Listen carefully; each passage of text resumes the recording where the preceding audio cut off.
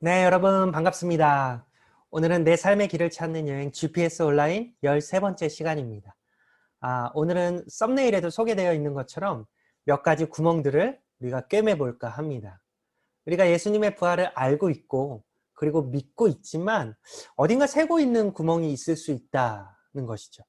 내가 미처 보지 못하고 놓치고 있는 부활의 구멍이 있다는 거예요. 오늘 그 부활의 구멍을 우리가 잘 찾아서 함께 좀 꿰매 보도록 하겠습니다. 첫 번째 우리가 꿰매야 할 부활의 구멍은 증거라는 구멍입니다. 예수님께서 이 땅에서 사역하고 계실 때 한날은 이런 일이 있었어요. 서기관과 바리새인 몇몇이 예수님께 다가오더니 이런 질문을 던졌습니다. 선생님이요, 우리에게 표적을 좀 보여주십시오. 이게 무슨 말이냐 하면 증거를 좀 보여달라는 거예요. 무슨 증거일까요? 당신이 정말 믿을 만한 사람인지, 우리가 기다리는 메시아가 당신이 맞다면 확실한 증거를 우리에게 좀 보여달라라는 것이죠. 그때 예수님께서 말씀하십니다. 마태복음 12장 39절과 40절 말씀. 예수께서 대답하여 이르시되 악하고 음란한 세대가 표적을 구하나 선지자 요나의 표적밖에는 보일 표적이 없느니라.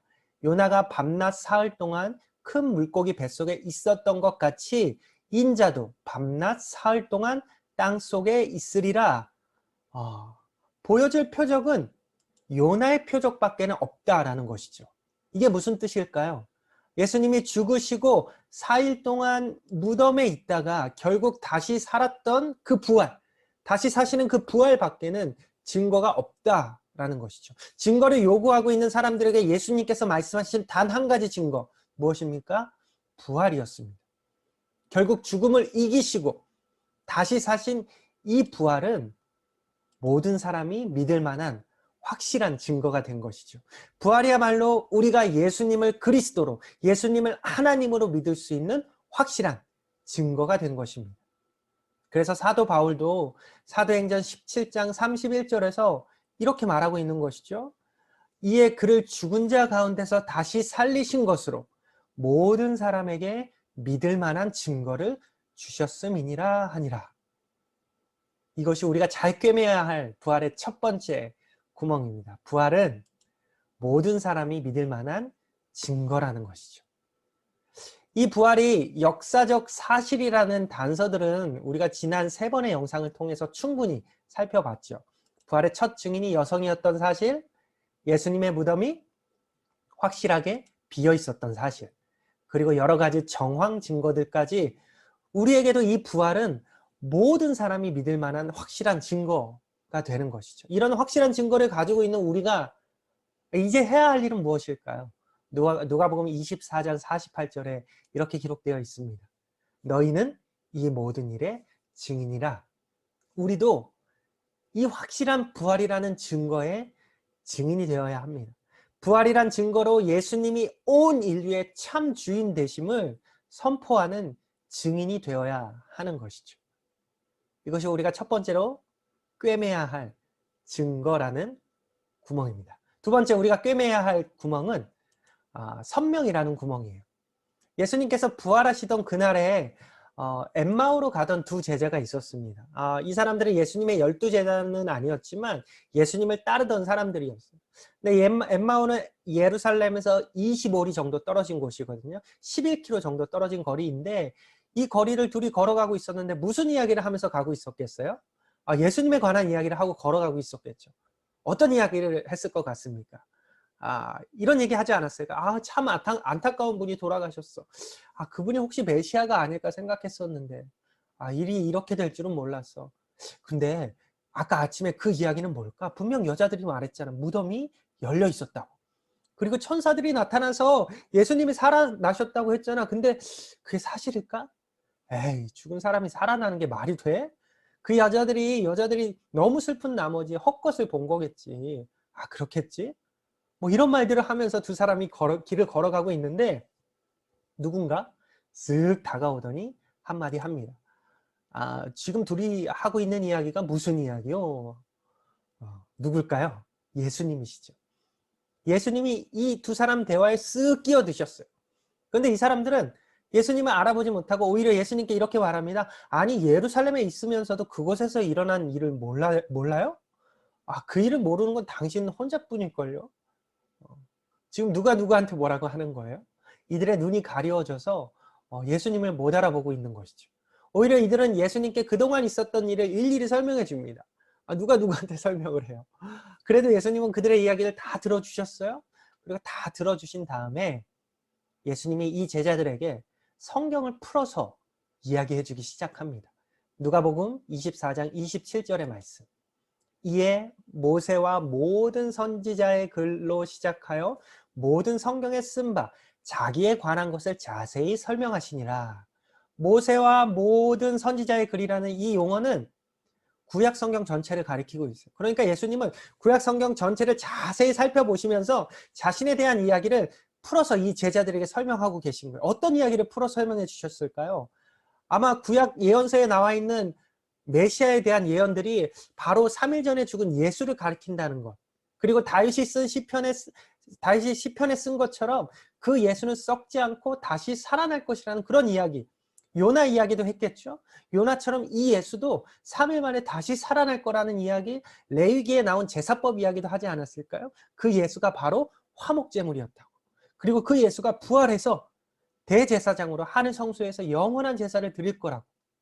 이런 이야기들을 걸어가는 동안 여러 가지 이야기들을 엠마오로 가는 내내 설명했을 것입니다. 저는 생각해 봤어요. 걸어가는 동안 이 제자들이 얼마나 흥미진진했을까. 시간이 짧게 느껴질 정도로 이 두 제자는 풀어주시는 이야기에 푹 빠졌겠죠. 그동안 구약 성경을 읽어도 잘 이해되지 않았던 부분들, 그리고 아직 성취되지 않은 예언들로 인해서 희미하고 어려웠던 부분들이 부활하신 예수님께서 풀어서 설명해 주시니까 선명하고 또렷하게 이해되는 것이죠. 누가복음 24장 32절의 말씀에서 이렇게 이야기합니다. 그들이 서로 말하되 길에서 우리에게 말씀하시고 우리에게 성경을 풀어주실 때에 우리 속에서 마음이 뜨겁지 아니하더냐 하고, 예수님의 부활로 인해서 성경이 풀어지기 시작하니까 이들의 마음이 뜨거워진 거예요. 우리에게도 이런 경험이 있어야 합니다. 모든 말씀이 풀어지고 선명해지고, 그래서 그 마음이 뜨거워지는. 그래서 예수님의 제자 사도 요한은 요한복음을 기록하면서 이런 말을 한 것이죠. 2장 22절의 말씀. 죽은 자 가운데서 살아나신 후에야 제자들이 이 말씀하신 것을 기억하고 성경과 예수께서 하신 말씀들을 믿었더라. 예수님께서 부활하신 후에야 성경이 선명해지고 예수님이 하신 말씀들이 선명해진 것입니다. 이것이 우리가 부활을 안다고는 했지만 놓치고 있었던 구멍 중에 하나인 것이죠. 꿰매야 합니다. 부활의 렌즈를 끼고 우리가 성경을 바라보면 흐릿했던 것들이 선명해지는 것이죠. 그리고 여러분의 마음도 뜨거워질 것입니다. 자, 마지막 세 번째로 우리가 꿰매야 할 부활의 구멍은 주인이라는 구멍이에요. 믿는 사람이라면 누구나 예수님을 주님, 주인이라고 말하죠. 그런데 이 주라는 용어를 막연하게 사용하는 경향이 있어요. 그리고 어떤 경우에는 아이 그 주여 하면서 취임새 정도로 사용하는 것 같아요. 그런데 이 주인이라는 말은 절대 막연한 용어가 아닙니다. 이것은 예수님의 부활을 통해서 명확하게 확증된 우리들의 실제적인 고백입니다. 사도행전 2장 32절과 36절의 말씀입니다. 이 예수를 하나님이 살리신지라 우리가 다 이 일의 증인이로다. 그런즉 이스라엘 온 집이 정녕 알지니 너희가 십자가에 못 박은 이 예수를 하나님이 주와 그리스도가 되게 하셨느니라 하니라.